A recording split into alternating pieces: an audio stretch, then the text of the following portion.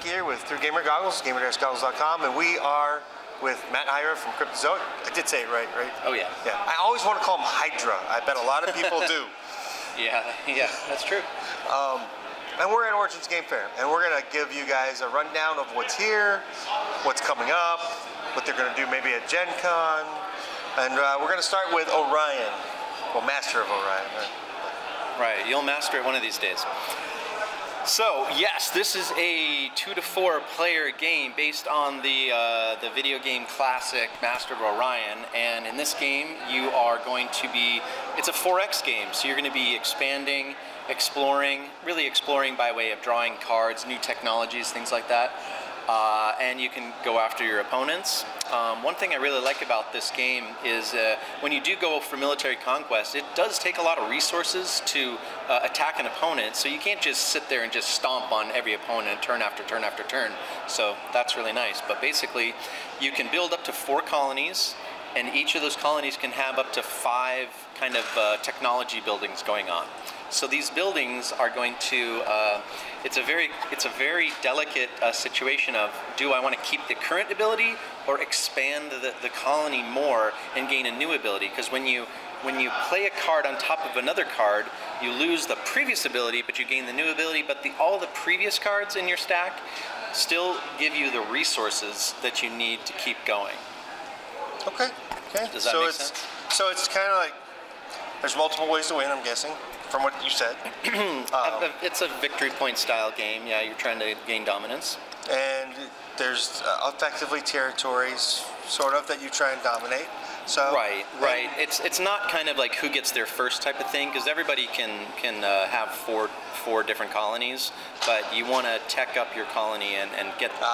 You want to, like, it's a very resource heavy game. There's 3 different resources you have to keep track of, and you want to keep producing. And the amount of resources that you have really also tells you how many actions you get per turn. So there's a lot of little intricacies going on. So there's a lot of thinking going on. That's true. Yeah, very strategic game.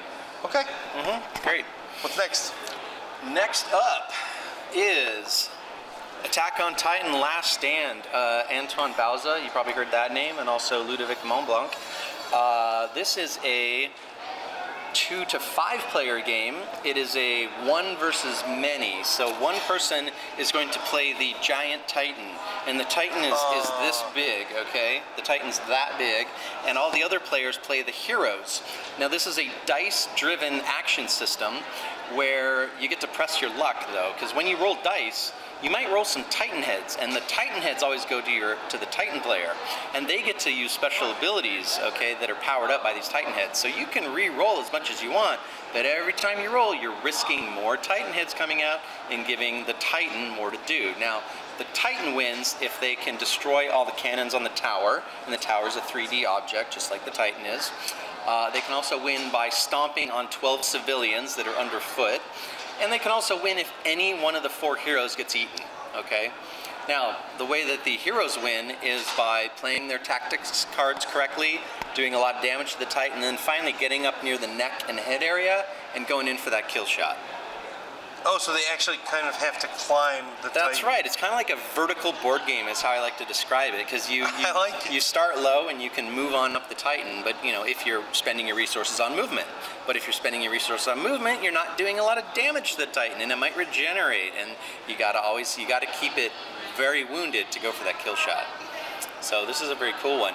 And by the way, yeah, like Master of Orion and this one, we're debuting it here at Origins, but they're not going to really be in the stores for another month or so. So we had very few copies here.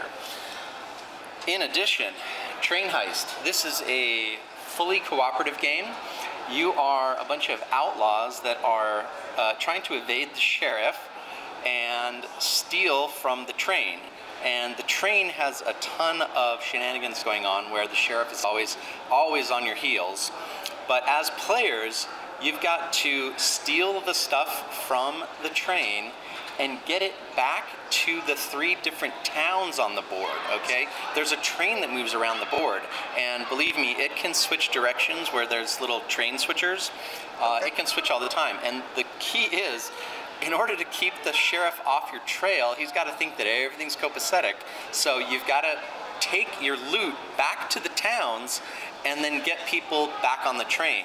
Because if you ever don't have any goods at a train stop, then the sheriff's like, all right, you guys are busted, and that's it. So that's one of the it's a kind of a madcap game, especially because eventually the train's going to like increase in speed, all right, as the game goes on.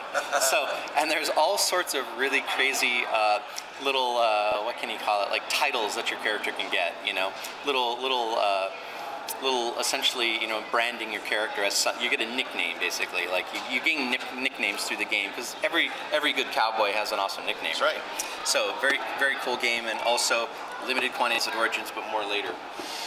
And the last of our kind of previews, I mean, this is a preview, right? That's what you wanted. You want to know the latest and greatest. Well, Anatomy Park, it'll be in stores in a month. I'm especially fond of this one because I'm the lead designer of this one. It's our latest in the Rick and Morty line. The Total Recall and Mr. Meeseek's Box of Fun, those were kind of party games. This one's got a little more strategy to it. It is a tile-laying theme park building game. Now, some theme park building games have everybody making their own theme park. Not so here. Everybody's making the same theme park, building it up inside of Reuben, the homeless department store Santa. And if somebody puts a tile in a spot that is not to your liking, you actually have the ability to move that tile. And of course, but that's moving around the guts inside of Reuben. I mean, have you seen the episode, by the way? No, I haven't. So, I don't watch TV. There's a microscopic theme park inside of a homeless department store Santa named Reuben. So when you're moving his internal organs, that's going to cause him a little bodily distress. So when that happens, you have to draw a bodily reaction. And that could be something like flaring up one of his many diseases. It could also be something embarrassing like, oh, sneezing or coughing or farting or various other things, because of course we have to have a little Rick and Morty inappropriateness to it. And one of the fun things about the game is you need to act out, or at least sound out, that particular action when you draw that card. So fun for the whole family, as we like to say. But in the end, yeah, there's a basic mode and there's an advanced mode that has a little master plan card where you actually have to pay a lot of attention to where you place tiles, because you want to get your master plan going in as many different areas of the park as you can. So this one's great, and we're doing demos out all weekend. That one sounds like it's the most fun, actually. The tile, I'm a fan of tile building. So. Oh well, then this is definitely your game. So yeah, and again, 2 to 4 players. I think I mentioned the time. Yeah, actually, all of these games. Let's see. Attack on Titan is 2 to 5. All the others are 2 to 4. So, and most of them are about 15 minutes per player to play, as well. Oh, okay. And this, yeah, Rick and Morty Anatomy Park will be out in I think July 12th. Actually, I think we have it nailed down. Okay, excellent. Excellent. What are you guys planning on at Gen Con? Gen Con will see the DC Multiverse box, and that is our big storage box. Super sturdy. It's got 2 interior walls, so you can store every card ever made to date for DC with plenty of room to spare. It also contains a booster pack that allows you, kind of a crossover pack really, that allows you to play a new multiverse format where you get to actually play as a location.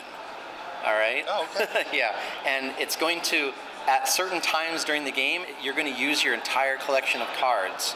Not all at once, but you'll pull certain parts of your collection into the game at different points. Because we're like, you've got all your cards right here, let's make use of them, right? That's like, yeah, that's right. That's every card owner's dream. Right. It's the ultimate,